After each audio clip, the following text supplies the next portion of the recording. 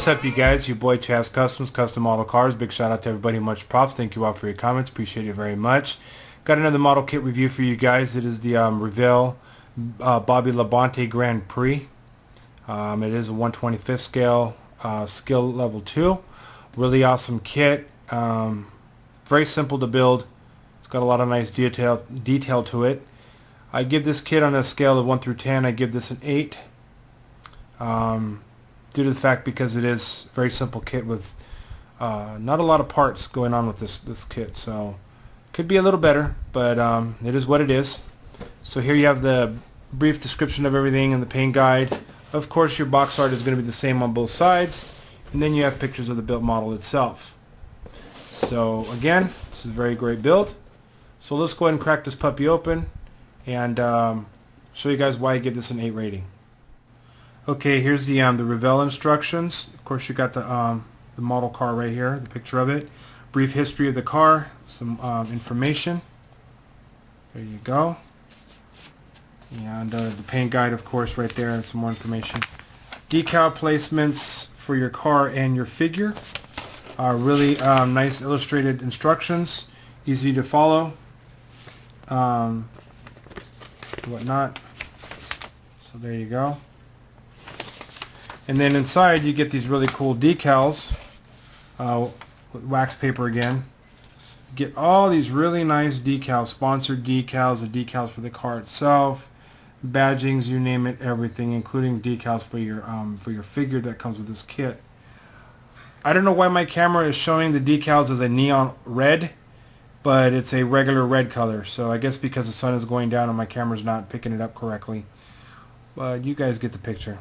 Okay, I just wanted to warn you guys ahead of time that there's a few things that have been assembled because I'm bored and I got nothing else to do, so being bored does things to you, and you tend to put things together because I just want to finish my projects and I can't, so nothing else better to do but to build. Just put things together a little bit here and there to lessen the parts in the box so they all close easier and whatever. So anyways, let's go ahead and get into this review. Show you guys the body. Very nicely detailed body, very heavy though, very thick and plastic. It does come with screws, but it's very nicely detailed. You've got your you've got the rear wing on there molded. The hood is attached for right now, but let me take that off. So there you go. You got your radiator shroud there. There's the front end. A lot of nice details to that.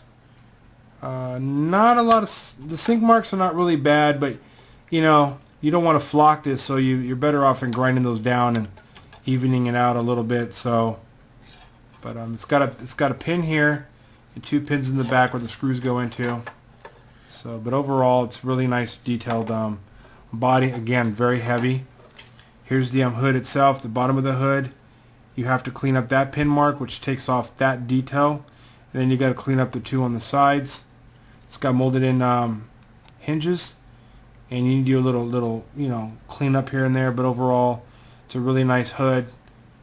The other thing too, it'd be nice if the hood pins weren't molded in, but it is what it is. So, it's that for the body. Let's see, what do we got here?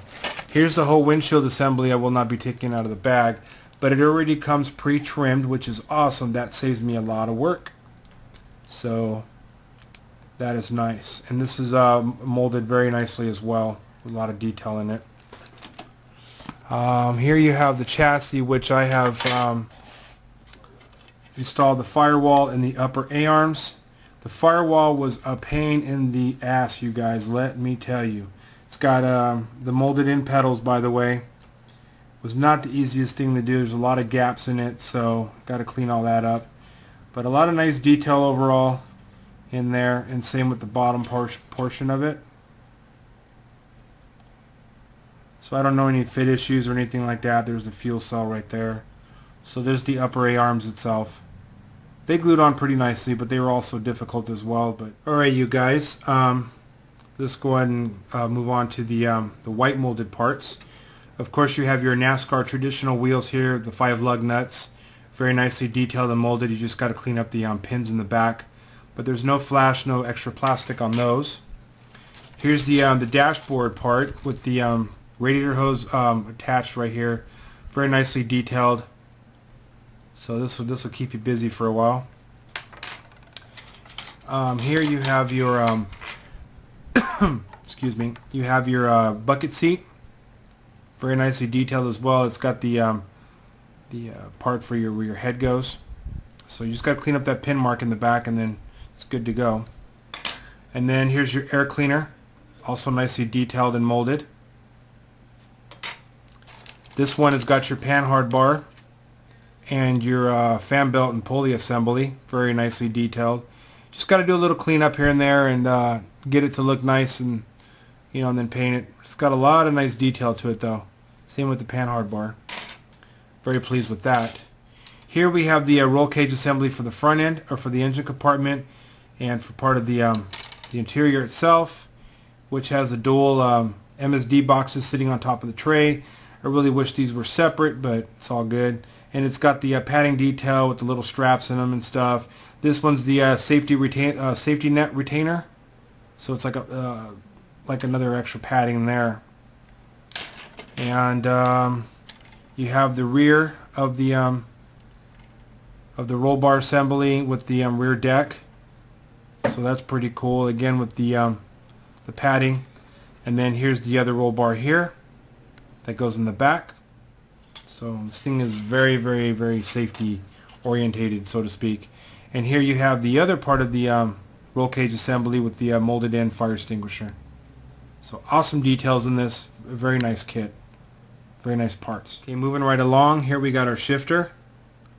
That's pretty nicely detailed. You got your steering wheel.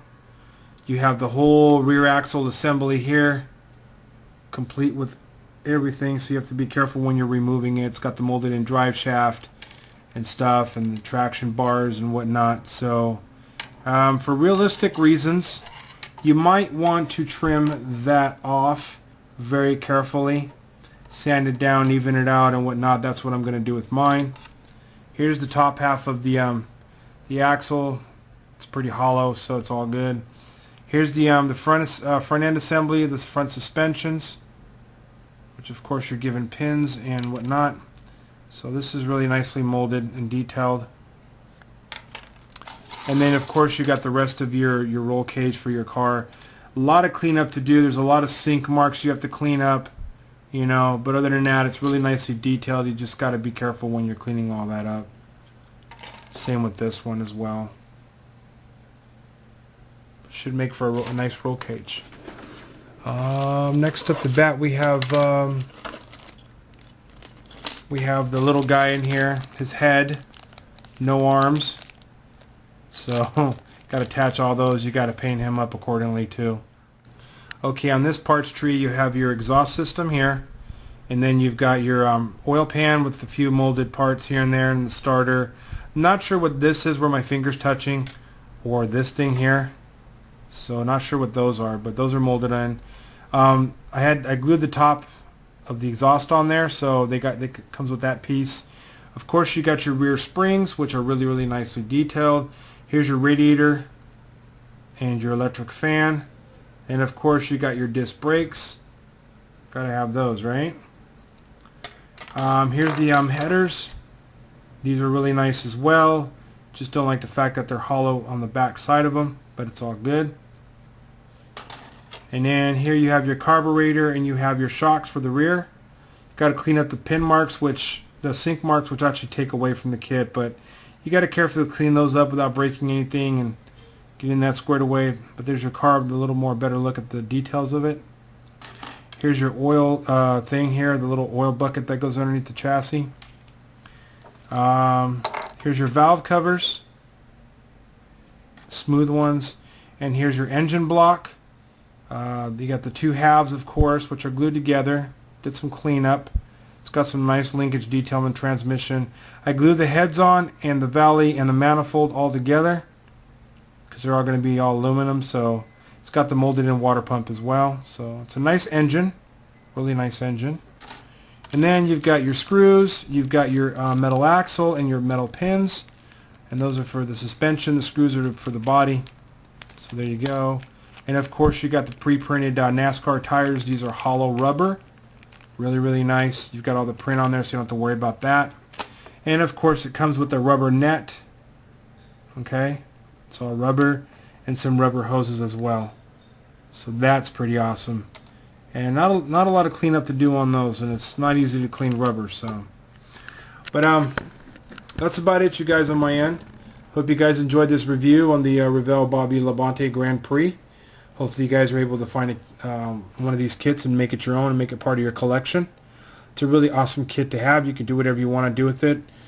So yeah, hopefully you guys liked it, and let me know what you think. And stay tuned for more kit reviews or more videos.